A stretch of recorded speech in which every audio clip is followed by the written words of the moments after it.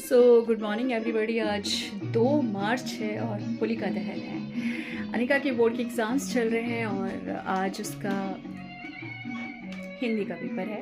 एक पेपर और रह गया है। हमेशा उसके पापा उसे ड्रॉप करते हैं और लेने जाते हैं। उस दिन वो ऑफ रखते हैं और घर से काम करते हैं, लेकिन आज उनकी मीटिंग है, इसलिए मुझे गुड़िया को पिक करने जाना है। मुझे बहुत अच्छा लग रहा है। तो सैदाबाद में उसका सेंटर पड़ा है बोर्ड के एग्ज़ाम्स का। पास्ट थोड़ा स्ट्रेसफुल रहा है, हेल्थ के इश्यूज बहुत रहे हैं मेरे। अनिका एग्ज़ाम्स के लिए वजह से थोड़ी सी स्ट्रेस में रही है। ऐसा पहली बार हो रहा है कि होली पर मैं मम्मी के घर नहीं जा पा रही हूँ। वहाँ पर सबसे बड़ी चीज़ें, वहाँ का जो टेम्पल काफ़ी बड़ा है, वो ग्रांड लेवल पर वहाँ पे होलिका दहन का पूजन किया जाता है। 2 घंटे पूजा होती है और बहुत अच्छी लेवल पर वहाँ पर होलिका दहन किया जाता है। बहुत ग्रांड तरीके से होलिका दहन किया जाता है। तो वो 2 घंटे में 2-3 घंटे मंदिर में रहती हूँ और उस पूजा में मैं महसूस करती हूँ उस पूजा पाठ को। उस पूजा पाठ में, उस होलिका दहन में मुझे लगता है कि दुनिया की सबसे बड़ी थेरेपी में से एक है और मेरा पूरा परिवार भी इस बात को मानता है। और हमारा पूरा परिवार होलिका दहन से 2 घंटे पहले चला जाता है। मंदिर में जो पूजा पाठ होती है उसमें हम भाग लेते हैं, सब पूरा परिवार पूजा पाठ में और कीर्तन में। और जो होलिका दहन होता है, मेरे पास शब्द नहीं है उन चीज़ों के लिए। जब मैं होलिका दहन होता है, परिक्रमा होती है, उस समय जो फीलिंग आती है, मुझे कई बार ऐसा लगा है जैसे मंदिर के सारे देवी देवता होलिका दहन में हमारे साथ परिक्रमा कर रहे हैं। और मैंने इस बात को अपनी फैमिली से भी शेयर किया, उन्होंने भी इस चीज़ को महसूस किया है। एक्चुअली मेरी मम्मी का घर बहुत पूजा पाठ में रहता है और हम लोग बहुत व्रत पूजा पाठ करते हैं। खासतौर पे कोरोना के बाद में ये चीज़ हमारे अंदर बहुत ज़्यादा आया। भाभी जहाँ से बिलोंग करती है वहाँ भी व्रत पूजा पाठ बहुत होते हैं। मम्मी को तो मैंने बचपन से ही सोमवार का व्रत करते हुए देखा और सारे व्रत जितने भी होते हैं उन्होंने किए हैं। कोरोना के बाद में जब ये शिमारू चैनल और स्टार भारत पर हमने रामायण, देवों के देव और महाभारत, कृष्णा, ये गणेश जी का नाटक है जो मैं अभी भी देख रही हूँ। 6 बजे आ रहा है और 8 बजे कृष्णा आ रही है शिमारू चैनल पे। तो इन सब को देखने के बाद हमारा पूरी फैमिली मम्मी के रूम में बैठ के एक साथ देखती थी। मैं 2 महीने मम्मी के घर पे रही थी। तो कोरोना के बाद में कंटिन्यू हमने इन सीरियल्स को देखना स्टार्ट किया। तो हमारे अंदर अपने आप ही बहुत बड़ा परिवर्तन आया और हमें लगा कि दुनिया में भक्ति एक बहुत अच्छी चीज़ है और आप अपनी लाइफ में जितने भी भाव हैं उनके साथ भक्ति को सबसे ऊपर रखिए। दुख में है तो व्रत पूजा पाठ कीजिए, कोशिश कीजिए कि दोनों टाइम पूजा कीजिए। अगर दोनों टाइम नहीं कर सकते तो एक टाइम पूजा ज़रूर कीजिए, माला ज़रूर निकालिए। हरे राम हरे कृष्ण राधे राधे, मैंने एक मंत्र भी इसमें ऐड ऑन कर दिया, ओम नमः शिवाय, हरे रामा हरे कृष्ण राधे राधे। और इसके बाद में तीनों देवियों का एक मंत्र होता है, ओम एम क्लीम चामुंडाय विच्चे नमः। ये मंत्र जो है ये दुर्गा सप्तशती में है, तीनों देवियों का मंत्र है। तो क्योंकि घर के काम भी होते हैं, नेक्स्ट डे की तैयारी भी होती है, घर का काम होते हैं बहुत सारे, तो बहुत ज़्यादा टाइम लग जाता था माला निकालने में। तो मैंने फिर ये ओम नमः शिवाय, हरे राम हरे कृष्ण राधे राधे मंत्र निकाला है। इसमें सारे देवता आ जाते हैं और उसमें तीनों देवी आ जाती हैं। ओम एम ह्लीम क्लीम चामुंडाय विच्चे नमः। मैं हमेशा चाहती हूँ कि आप अपनी अच्छी चीज़ें, अच्छी बातें सबसे शेयर कीजिए, क्योंकि हर इंसान की लाइफ में दुख है, दिल का, मन का, शरीर का। ऐसे में सिर्फ आपकी कुछ अच्छी बातें, अच्छी सलाह, अच्छी सोच, आपकी अच्छी बातें लोगों की ज़िंदगी में रंग भर सकती हैं या ज़िंदगी बदल सकती है। आप ज़िंदगी जिए, मॉडर्न बने, मॉडर्न ज़िंदगी भी जिए। आप 21वीं सेंचुरी में हैं और अपनी कर्तव्य पालन भी करें, काम भी करें, लेकिन इसके साथ साथ इंजॉयमेंट भी करें सारा। लेकिन हमेशा एक चीज़ रखिए कि चरित्र से ठीक रहे, सिक्योरिटी को साथ में रखें और परिवार को हमेशा साथ में रखें। आप अपनी ज़िंदगी में कलर भी भरिए, गायन से, नृत्य से, कविता से, या जो भी टैलेंट ईश्वर ने आपको दिया है, लेकिन इसके साथ साथ आप भक्ति को भी साथ रखिए। कोशिश कीजिए कि आप आधे या 1 घंटे भक्ति या व्रत पूजा पाठ ज़रूर करें। हफ्ते में 1 व्रत ज़रूर करें आप। और जो ये नवरात्रि आती हैं, 9 दिन आप पूजा करें अपने घर में और दुर्गा सप्तशती का पाठ करें। अभी आने वाली है, शायद 19 मार्च से है। मैं ये बात इसलिए कह रही हूँ क्योंकि जब इंसान दुख और तकलीफ में होता है तो कभी भी पथ भ्रष्ट मत होइए, नशे में मत जाइए, गलत चीज़ों में मत पढ़िए, आप अच्छी चीज़ों में पढ़िए। आप कला में जाइए, नृत्य में जाइए, संगीत में जाइए, गायन में जाइए, जो भी प्रतिभा, जो भी टैलेंट ईश्वर ने आपको दिया है उसमें जाइए और कोशिश कीजिए हफ्ते में जिस भी देवी देवता को आप मानते हैं उनकी पूजा कीजिए, उनके व्रत कीजिए।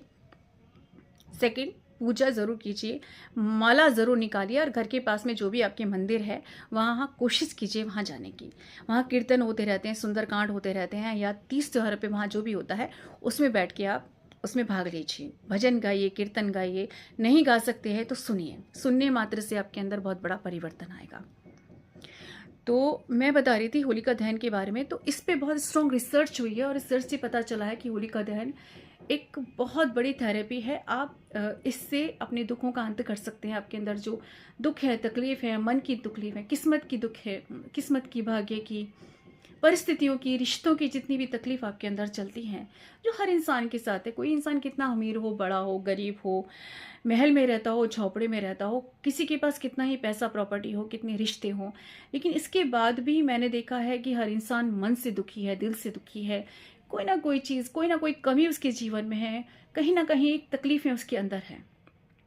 आप इस तकलीफ से, मेरी ज़िंदगी में भी बहुत दुख तकलीफ है, मैंने लोगों को देखा है, मैं बहुत बड़े बड़े लोगों से भी मिलती रहती हूँ, लेकिन मैंने उन्हें करीब से देखा है कि वो भी बहुत तकलीफ में रहते हैं दिल से।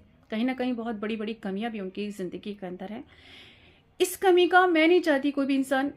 क्या करते हैं कि जो नई जनरेशन होती है, दुख होते हैं, किस्मत की कमी होती हैं, जो उनके सपने पूरे नहीं होते, जो वो अचीव नहीं कर पाते, वो नशे में चले जाते हैं या फिर वो बहुत गलत दिशा में चले जाते हैं। किस्मत की समय से पहले और भाग्य से ज़्यादा कभी किसी को प्राप्त नहीं होता। किस्मत में जो लिखा है वही मिलता है। हाँ, बस आप एक काम कर सकते हैं, आप मेहनत कर सकते हैं, कोशिश कर सकते हैं। द सेकेंड थिंग है कि अपनी जिम्मेदारियों को निभाइए, करते हुए पालन कीजिए, साथ में आप कोशिश करते रहिए। और अगर किस्मत में कुछ गलत लिखा है, लोग गलत मिले हैं ज़िंदगी में, तो आप एक काम कीजिए, आप भक्ति में जाइए। जिस भी देवी देवता को आप मानते हैं, माँ दुर्गा को, भगवान शिव को, या जो भी आप विष्णु जी को मानते हैं, कृष्ण जी को मानते हैं, आप जिनको भी मानते हैं उनके बहुत करीब रहिए, उनकी माला निकालिए, उनके नाटक देखिए। शिमारो चैनल और स्टार भारत एक ऐसे चैनल हैं, ईश्वर उनको बहुत बहुत दुआएं हैं कि वो हमेशा ही कुछ ना कुछ अच्छे सीरियल दिखाते रहते हैं। जैसे 6 बजे गणेश जी का नाटक आ रहा है, बहुत अच्छा है, ग्रांड लेवल पर है, एक्टर बहुत अच्छे हैं, स्क्रिप्ट बहुत अच्छी है, बहुत अच्छे से उन्होंने धर्म को प्रेजेंट किया, अच्छी बातों को प्रेजेंट किया है। 8 बजे उस पर कृष्णा आ रही है, कृष्णा देखिए। अगर आप इन चीज़ों को देखेंगे तो मैं आपसे, यकीन मानिए, आप दुनिया की सारी तकलीफ़ों से बाहर आ जाएंगे, दुख से बाहर आ जाएंगे। किस्मत ने जो आपको दी है, रिश्तों ने जो आपको दी है, भाग्य ने जो आपको दी है, आपके अंदर जो तकलीफ़ें हैं वो अपने आप ही ख़त्म हो जाएंगी। क्योंकि दुनिया में एक भक्ति, दुनिया का सबसे बड़ा काला रंग होता है और भक्ति पे कोई रंग नहीं चढ़ता। भक्ति दुनिया का सबसे स्ट्रॉन्ग इमोशन है। आप भक्ति के करीब रहिए। आप कोशिश, आप एक मेरे कहने से आप भक्ति करना स्टार्ट कीजिए, व्रत पूजा पाठ करने स्टार्ट कीजिए, मंदिर जाइए, इन चीज़ों को महसूस कीजिए। पूजा पाठ, आराधना, कीर्तन, भजन, सुंदरकांड सुनिए। अगर पढ़ नहीं सकते तो अपने घर में सुंदरकांड चलाइए। विष्णु सहस्त्र श्रोतम है, दुनिया का सबसे स्ट्रॉन्ग मंत्र है उसमें, विष्णु जी के 12 मिनट का भी होता है, बड़ा भी होता है, उससे अपने घर में चलाइए। सुबह शाम हनुमान चालीसा चलाइए। आप देखिए आपके जीवन में, आपके घर में कितना बड़ा परिवर्तन होता है। गायत्री मंत्र का पाठ कीजिए, उठते ही गायत्री मंत्र का पाठ कीजिए, सोते हुए आप गायत्री मंत्र का पाठ कीजिए, सूर्य को जल दें तब गायत्री मंत्र का पाठ कीजिए। घर में कम वॉल्यूम में आप गायत्री मंत्र का पाठ चला के रखें। ये एक बहुत बड़ी एनर्जी है। ये जो मंत्र होते हैं ये ईश्वर तक पहुंचने का एक बहुत बड़ा माध्यम है। जैसे कहते हैं ना कि एक OTP होता है किसी चीज़ को पाने के लिए, कोड वर्ड्स होते हैं किसी चीज़ को पाने के लिए। तो मंत्र और ये जाप, ये ईश्वर तक पहुंचने तक एक माध्यम होते हैं पहुंचने का, और उनसे कनेक्ट होने का एक माध्यम होता है। ये वाईफाई है ईश्वर तक पहुंचने का। मैं ये बात इसलिए बोल रही हूँ कि मैंने इन चीज़ों को, जब मेरी लाइफ में बहुत प्रॉब्लम्स थी, सर्क्यूमेस्टेंसेस मेरे खिलाफ थी, अब भाग्य से मैं बहुत चीज़ें फेस कर रही थी। मुझे ऐसा लग रहा था मैं फिज़िकली बहुत प्रॉब्लम फेस कर रही थी, मैं मेंटली बहुत प्रॉब्लम फेस कर रही थी, रिश्तों में बहुत बड़ी प्रॉब्लम आ रही थी, सर्कमस्टेंसेस बहुत ख़राब थी मेरे खिलाफ़, और मुझे लग रहा था कि मैं इन चीज़ों को नहीं झेल पाऊँगी या सर्वाइव मैं नहीं कर पाऊँगी। तब मैं मेरी लाइफ में कृष्णा, रामायण, महाभारत, देवों के देव इन्होंने 2-2 ढाई घंटे भी दिया है। तो मुझे लगा कि आप इन चीज़ों में पड़ जाइए, आप ईश्वर के करीब रहिए, अपने कर्तव्य पालन करते रहिए। कोई भी चीज़ अगर गलत है तो अपने आप सही हो जाएगी। बस एक बहुत अच्छा सेंटेंस बोलने वाली हूँ, अगर ईश्वर के करीब रहोगे, व्रत करोगे, पूजा पाठ करोगे, तो जितनी भी गलत चीज़ें हैं वो अपने आप सही हो जाएंगी। ये मेरा मानना है। मैंने 5 साल के अंदर इस चीज़ को महसूस किया है, और आप यकीन मानिए मैं सिर्फ अपना पर्सनल एक्सपीरियंस आप लोगों से शेयर कर रही हूँ, और कोशिश करिए कि तीर्थ स्थान पे आप जाते रहिए। अभी मैं खाटू श्याम जी की आई थी, मैं उनके बारे में बहुत नहीं जानती थी। विक्रांत ने कुछ प्रॉपर्टी वहाँ ली, उस वजह से जाना पड़ा। ये मेरा सौभाग्य है कि मैं खाटू श्याम जी गई। मैंने वहाँ जाके जो महसूस किया, जितनी भी दुख तकलीफ़ मेरे अंदर चल रही थी, मन में, दिल में, भावनाओं में, वो सब अपने आप ही ख़त्म हो गई। वहाँ कुछ बहुत बड़ी एनर्जी है, वहाँ ऐसी चीज़ है जो आपसे कनेक्ट होती है और आपके अंदर शांति और सुकून भरती है। तो आप मथुरा, वृंदावन या जिन भी देवी देवताओं में आपका बिलीव है, 12 ज्योतिर्लिंग के दर्शन कीजिए, चारों धाम की यात्रा कीजिए। मेरा अब एक ही मन है कि मैं 12 ज्योतिर्लिंग की यात्रा करूं। मेरा एक ही मन है कि मैं चारों धाम की यात्रा करूं। अगर मैं ईश्वर मुझे उम्र देते हैं, ज़िंदगी देते हैं, तो मेरा बस एक ही टारगेट है। अनिका से जुड़ी जिम्मेदारी बहुत ज़्यादा है, क्योंकि जब बच्चा बड़ा होता है तो उसके अंदर बहुत बड़े परिवर्तन आते हैं। उस परिवर्तन को जानने समझने में टाइम लग जाता है, और बच्चों को सही दिशा देना हमारा कर्तव्य होता है। आज के ज़माने में बहुत मुश्किल काम है, क्योंकि गैजेट्स टाइम है, और मोबाइल्स फ़ोन से बच्चे बहुत अपनी उम्र से कहीं ज़्यादा बड़े हो जाते हैं। उन्हें बहुत ज़्यादा नॉलेज हो जाती है, जो उन्हें इस उम्र में नहीं होनी चाहिए। क्योंकि हमारे टाइम में ना तो मोबाइल्स थे, फ़ोन थे, कुछ भी नहीं था। तो हम लोग सिंपल से एम्बियंस में पले बड़े लोग हैं। जॉइंट फैमिली थी, और काम बहुत करना पड़ता था, घर का काम, बाहर का काम, और पढ़ाई बहुत करनी पड़ती थी। तो इतनी ज़्यादा हमारे पास जितनी भी एनर्जी थी सब काम में निकल जाती थी। घर के काम में मम्मी की हेल्प करते थे, क्योंकि मम्मी के साथ उस समय हेल्पर नहीं होते थे। तो we have to do all work with mummy के साथ करना पड़ता था। और ये हम लोग इतना प्यार करते थे अपनी मम्मी से कि हम करते भी थे। मतलब ये हमारे लिए कोई बर्डन नहीं था, हम काम करते थे अच्छी तरह। हमें बहुत अच्छा लगता था उनके साथ काम करना, उनके साथ टाइम स्पेंड करना। लेकिन अब ज़माना बहुत बदल गया है। जॉइंट फैमिली में इतनी ईगो नहीं होती, क्योंकि बड़ों की सारी वो भी करनी पड़ती है, काम करने पड़ते हैं घर के बाहर के।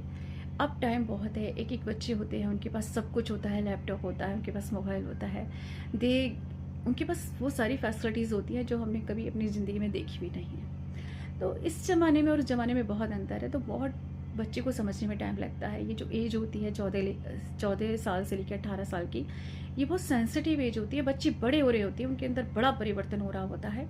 उन्हें समझाना पड़ता है, उन्हें समझना पड़ता है, उनके अंदर चीज़ें डालनी पड़ती हैं, क्योंकि इस टाइम के डाले हुए संस्कार है कि आप व्रत करो, पूजा पाठ करो, सूर्य को जल दीजिए, आप हनुमान चालीसा पढ़िए, आप कर्तव्य पालन कीजिए, घर के काम भी सीखिए, खाना बनाना सीखिए। इन्हें समझाना पड़ता है, क्योंकि हमारी मदर ने हमें वो संस्कार दिए। हमने उन संस्कारों की वजह से हम यहाँ तक आ पाए हैं, क्योंकि हम मॉडर्न भी 21वीं सेंचुरी में है। मॉडर्न सोसाइटी से भी मैं जुड़ी हूँ, मैं फैशन इंडस्ट्री से भी जुड़ी, मैं मीडिया से भी जुड़ी हुई हूँ।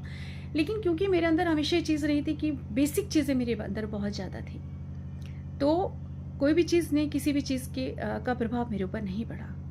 तो मैं हमेशा कहती हूँ कि किसी सेंचुरी आप नए नए काम कीजिए, बड़े बड़े काम कीजिए, अलग अलग काम कीजिए, लेकिन संस्कारों को साथ में रख के कीजिए। आपके अंदर इतना, आपकी जो अंतरात्मा इतनी स्ट्रांग होनी चाहिए कि कोई भी इंसान आपको पथभ्रष्ट नहीं कर सकता, कोई भी इंसान आपको मिसगाइड ना करे। मैं बाहर की दुनिया देखी है, तो मुझे पता है कि बाहर की दुनिया बहुत अजीब होती है।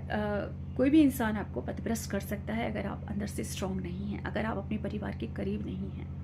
तो कोशिश कीजिए कि आप अपने अंदर संस्कार डालिए, परिवार के हमेशा करीब रहिए, व्रत कीजिए, पूजा पाठ कीजिए, भक्ति कीजिए, और अपने बच्चों में ये सब डालिए। क्योंकि अगर आपके अंदर, बच्चों के अंदर ये चीज़ नहीं होंगी तो, क्योंकि किसी सेंचुरी है, ज़माना बहुत तेज़ी से बदल रहा है, बहुत नई नई चीज़ें आ रही हैं, मॉडर्न चीज़ें आ रही हैं।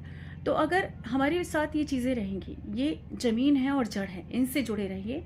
कोई भी चीज़ आपको मिसगाइड नहीं मतलब मिसगाइड नहीं कर सकती।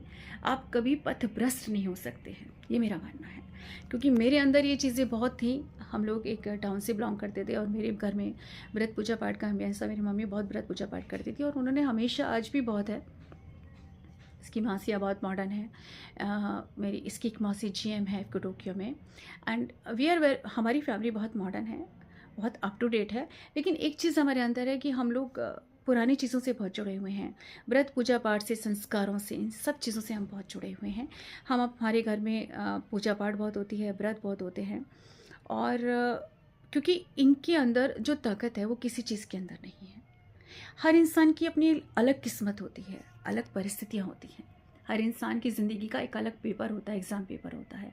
हर इंसान अपनी किस्मत लेके पैदा होता है। कोई एक घर में 5 भाई बहन होते हैं, 3-4 भाई बहन होते हैं, लेकिन हर भाई बहन की अलग किस्मत होती है, डेस्टिनी अलग होती है, उसकी परिस्थितियाँ बहुत अलग होती हैं। सिर्फ बेसिक चीज़ें हैं जो उसे उनको फेस करने की ताकत देता है। कोई भी इंसान किसी की किस्मत नहीं बदल सकता, किस्मत का लिखा किसी से नहीं बदला जा सकता, ये मेरा मानना है। लेकिन परिवार का साथ, संस्कारों का साथ, व्रत पूजा पाठ, ये आपको हिम्मत देते हैं, शक्ति देते हैं, ताकत देते हैं इन चीज़ों से लड़ने की। और आप इन चीज़ों से लड़ के ज़िंदगी में बहुत आगे बढ़ सकते हैं। लेकिन बस 2-3 चीज़ों से जुड़े रहिए, परिवार से, व्रत पूजा पाठ से, संस्कारों से, और सिक्योरिटी हमेशा अपने साथ रखिए, परिवार की, अपनों की। मैं अपनी पर्सनल चीज़ें लोगों से इसलिए शेयर करती हूँ क्योंकि मैं नहीं चाहती कोई भी इंसान पथभ्रष्ट हो। अगर आपके पास सही गाइडेंस नहीं है, नॉलेज नहीं है, आपके पास सही मार्गदर्शन नहीं है, आपके पास सही इंसान नहीं है, तो आप पथभ्रष्ट हो सकते हैं। इसलिए मैं चाहती हूँ कि आप अच्छे लोगों को, अच्छी संगत को अपने साथ रखिए। संगत का बहुत बड़ा असर होता है। संगत का असर इतना ज़्यादा होता है कि जैसी संगत होती है, 6 महीने 1 साल में आपके अंदर वो बहुत बड़ा परिवर्तन ला सकते हैं।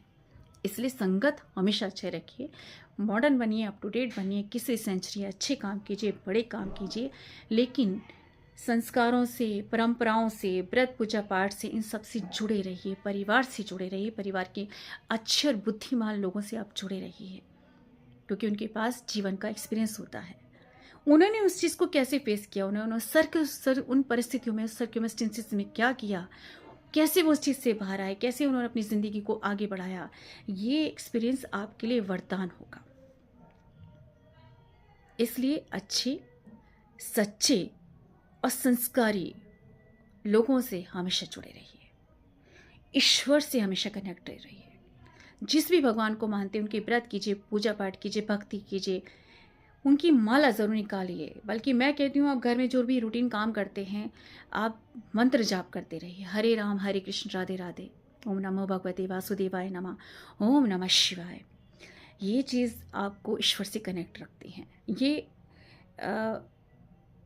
कोड है उनसे जुड़े रहने का। तो मैं अपना एक्सपीरियंस आपसे शेयर कर रही हूँ। और हमेशा अच्छे लोगों की संगत रखिए और ज़िंदगी में नए नए काम कीजिए, बड़े बड़े काम कीजिए, अलग काम भी कीजिए। शुरू में विरोध हो सकता है, लेकिन अगर आपके बारे में लोग जानते हैं, आपकी अच्छाई सच्चाई, आपके इंटेंशन जानते हैं, तो वही लोग आपको सपोर्ट भी करेंगे। बहुत अच्छी बातें मैंने आपसे शेयर की हैं, क्योंकि मैं चाहती हूँ कि सब अपनी ज़िंदगी में कामयाब हों, अच्छी चीज़ों से जुड़े रहें और बड़े बड़े काम करें, नए नए काम करें, अलग अलग काम करें, लेकिन अपने परिवार के साथ, अपनी परंपराओं के साथ, अपने संस्कारों के साथ, अपनी सिक्योरिटी के साथ, और अपनी ज़िंदगी को अच्छे रास्ते पे ले जाएं। राधे राधे। मैं रेडी हो गई हूँ और टाइम हो गया निको को पिक करने का। बहुत अच्छा लग रहा है। आई थिंक उसके पापा का कॉल आने ही वाला है कि मीनाक्षी, मैं क्या मैं चाहूँगी, मुझे ड्राइविंग से फ़ोबिया है और थोड़ा मुझे अनकम्फर्ट फील होता है, इसलिए मैं ड्राइव नहीं करती कभी भी। मुझे बहुत प्रॉब्लम आती है, मुझे साइकोलॉजिकल प्रॉब्लम है ड्राइविंग करने से। मैं कोशिश करती हूँ कि मैं कैब से जाऊँ, ऑटो से जाऊँ, या फिर विक्रांत ड्राइव करें। इसलिए अनिका कहती है मम्मी आप ड्राइविंग सीख लो। मैंने कहा मुझे कंफर्ट फील नहीं होता, इसलिए मैं ड्राइविंग को अवॉइड करती हूँ। मुझे ऐसा लगता है कि जिस चीज़ में आप कंफर्टेबल नहीं होते उस चीज़ को आप अवॉइड करें। वैसे भी मैं राइटर हूँ तो मेरे दिमाग में हमेशा थॉट्स ही चलते रहते हैं। एक राइटर होते हैं वो एक अलग सी दुनिया में रहते हैं, सपनों की दुनिया में रहते हैं, और वो एक वर्ड्स की दुनिया में रहते हैं, शब्दों की दुनिया में रहते हैं। मुझे लगता है कि ठीक है, हर इंसान के पास हर चीज़ नहीं होती। तो अगर मुझे फ़ोबिया है, मुझे ठीक फील नहीं होता, तो मुझे ड्राइविंग अवॉइड करनी चाहिए। बाकी मुझे सिंपल रहना बहुत पसंद है। और गुड़िया ने कहा था मम्मी आज तैयार हो के आना, सिंपल से बन के मत आना। तो मैं थोड़ा सा मैं तैयार हुई हूँ, देख सकते हैं। और क्योंकि अनिका ने कहा है, अदरवाइज़ मैं सिंपली कुछ टी शर्ट्स वगैरह डाल के जाती, लेकिन उन्होंने कहा नहीं आप तैयार होके आएंगी, सबकी मम्मी तैयार होके आती हैं। तो मैंने थोड़ा सा गेटअप लिया हल्का सा।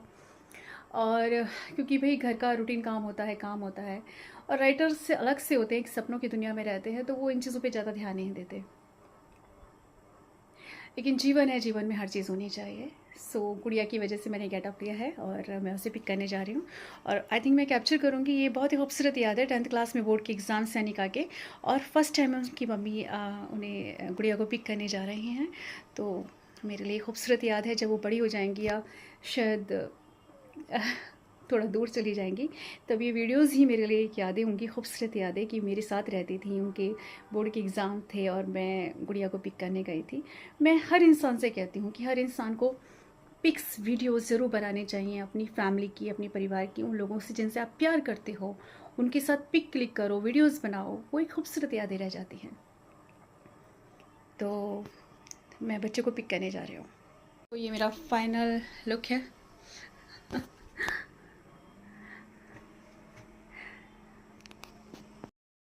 सारा काम हो गया है और आज होलिका दहन है, 2 मार्च का डे है। तो होलिका दहन का कुछ सामान है, थाली तैयार की है मैंने, और मैं होलिका दहन के लिए जा रही हूँ। 8 साढ़े 8 बजे होलिका दहन है। अगर पॉसिबल होगा तो मैं जाऊँगी ज़रूर, लेकिन अभी पूजने के लिए जा रही हूँ। अनिका को स्कूल से पिक कर लिया, उसका पेपर बहुत अच्छा गया है, और एज मेड नहीं है तो घर का पूरा काम, उसके बाद घर की पूजा और गृहस्थी, और अब होलिका पूजन के लिए मैं जा रही हूँ। ये हिंदुस्तानी लड़कियां होती हैं जो हर रूप में परफेक्ट होती हैं।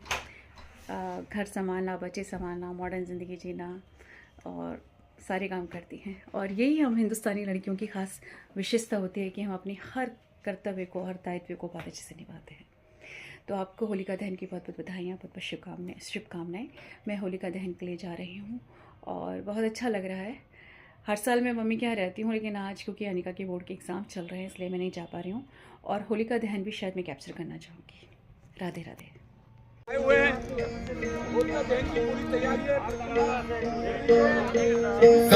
होलिका जले शत्रु राह में मिले हमने, जब जब शमशीरें तानी है माहे भवानी।